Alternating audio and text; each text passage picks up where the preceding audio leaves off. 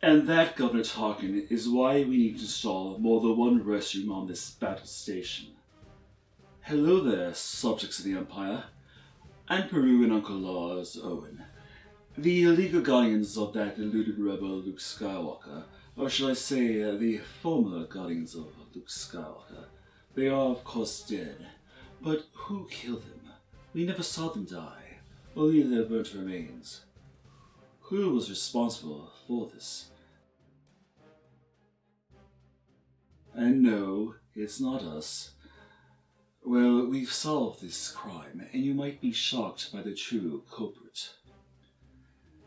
It was originally implied that Imperial stormtroopers were behind it. Obi-Wan Kenobi accused them of killing the Jawas, who sold the droids to the Laws and then covered it up as a Sam Harrison's attack. It looks like the Sand People did this all right. Look, there's gaffy sticks, bantha tracks. It's just, I've never heard of them hitting anything this big before. They didn't, but we are meant to think they did. These tracks are side by side. Sand People always ride single file to hide their numbers. These are the same Jawas that sold us R2 and 3PO. And these blast points, too accurate for Sand People. Only Imperial stormtroopers are so precise. Luke assumed it was the Sand People until Kenobi suggested otherwise, resulting in Luke deducing that the Imperial's next attack was the Law's homestead, where he finds the only family he has ever known burnt to a crisp. This scenario, crafted by Obi-Wan, does raise a few questions, mainly, why kill the Jawas and the Laws? The only useful information the Jawas had is that they sold the droids to the Laws, being of no further use, and for the matter of secrecy, the Jawas were silenced by the Sand Troopers. I admit that is one possible answer, but what motive did our Sand Troopers have for killing the Laws? Did they outlive their purpose? The droids were still missing, and their reward was also gone, along with the family landspeeder. Logic provides us with two possible options of what happened to Luke. He either discovered the droid's true nature and ran away with them, or he just went on another joyride. The Sand Troopers could have kept the Laws alive and waited for their nephew to return, but instead they just moved on, leaving the Laws and their homestead burning. Does that make sense? Why didn't they stick around and wait for Luke to return? And if the Sand Troopers planted evidence framing the Sand People for killing the Jawas, why didn't they do the same with the Laws? The methods of killing were different. Jawas were blasted and the Laws were torched, perhaps by a flamethrower type weapon. Could it be that neither the Sand People or our Imperial Sand Troopers were behind the murder of the Laws? Maybe an outside specialist was brought along and overstepped his bounds. The notorious bounty hunter Boba Fett was present on Tatooine during these events, spending his time with the entourage of one Jabba the Hutt. Could he have taken another job much later, when Vader recruited Fett to locate the Millennium Falcon? He does make reference to the bounty hunter's habit of disintegrating his targets. Free to use any methods necessary, but I want them alive. No disintegration.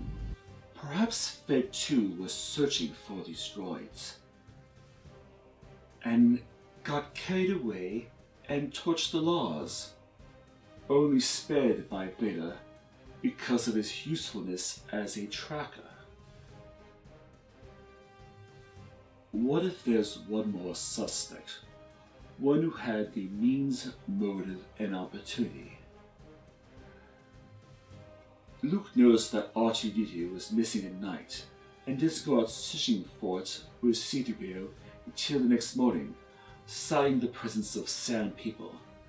During the night, while Luke slept, R2-D2 could have completed its mission and met the real culprit, who had the rest of the night to plan his dastardly deeds. First, they would need to find the Jawas and get close enough to take them all out. Having a past friendly relationship with them could help. Could it be him? No, it couldn't be. The Jawas were killed by blast of fire. Blast points too precise. A Jedi's weapon is a lightsaber. They aren't that good with blasters. Or are they?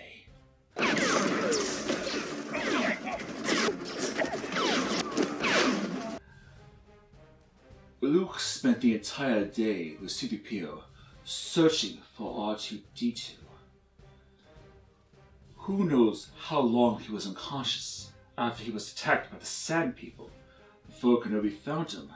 What if during the night, while Luke slept, Obi-Wan stole a bantha and gaffi sticks from the Sand People to plant at the Sand Crawler, which caused the Sand People to investigate the theft, resulting in them discovering Skywalker before Obi-Wan did. And what was Obi-Wan doing out there in the first place? Maybe he was returning from the Law's homestead. A lightsaber in the hands of a skilled Force user could burn in such a gruesome manner. Means and opportunity. There's just a question of motivation.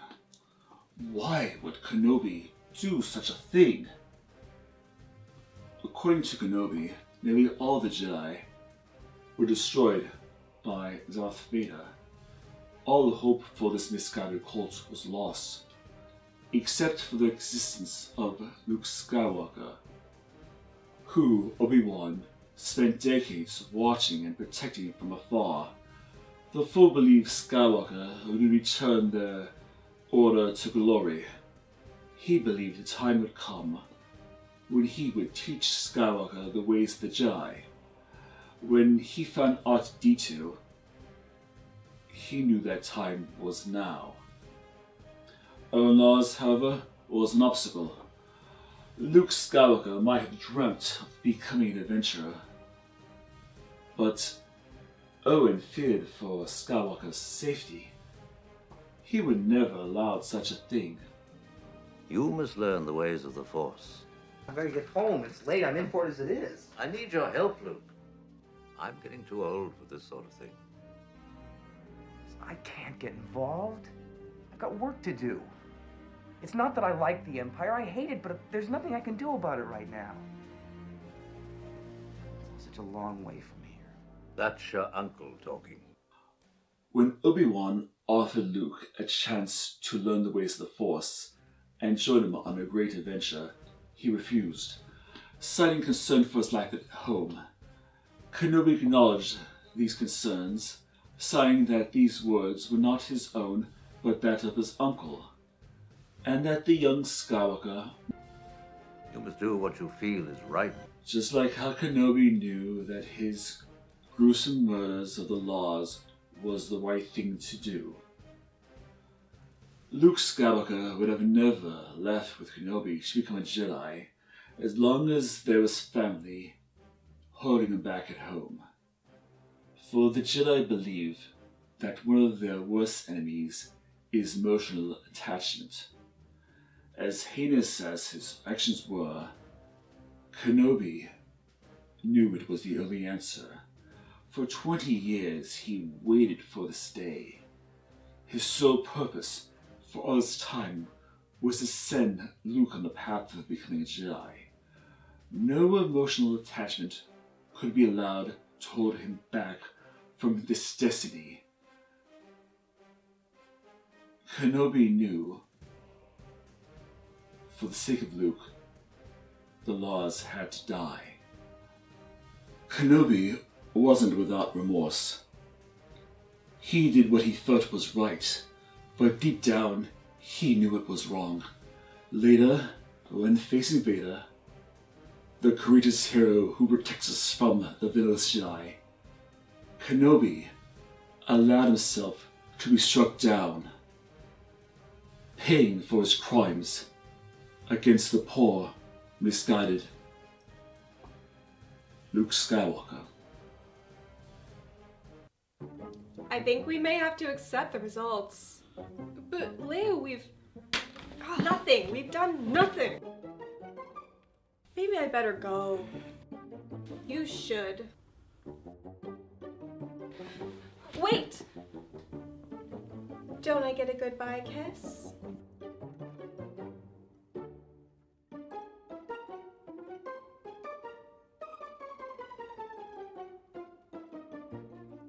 "3PO, where's that contract for that genetic testing sponsorship? Tell R2 to lower the thermostat."